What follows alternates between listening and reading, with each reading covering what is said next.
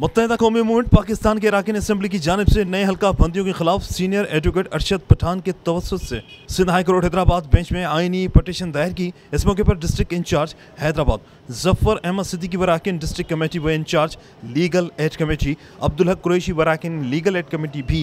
मौजूद थे। कानून नाफिज करने पर मज़ीद है कि जिसके ज़रिए जो अवामी वसाइल हैं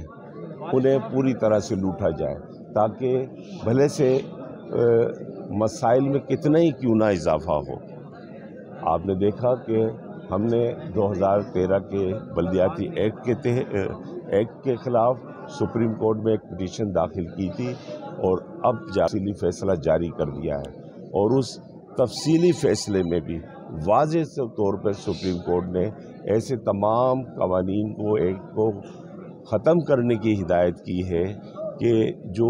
अवामी मफाद के ख़िलाफ़ है या बल्दियाती एक्ट के बल्दियाती मामलात के ख़िलाफ़ है, ख़ास तौर पे जो आर्टिकल 140A है उसके ख़िलाफ़ है। तो हम एक बार अभी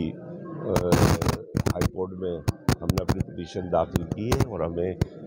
यकीन है कि हाई कोर्ट से हमें पूरा इंसाफ मिलेगा और एक बार फिर हम अदालत से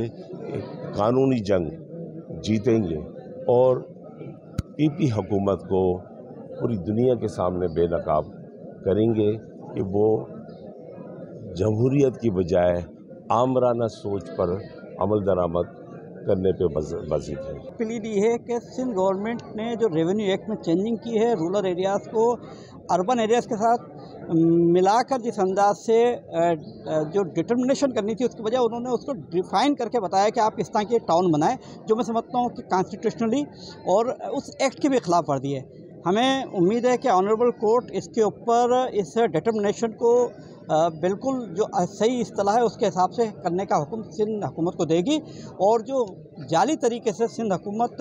ये चाह रही है, पाकिस्तान पीपल्स पार्टी ये चाह रही है कि अर्बन सिंध के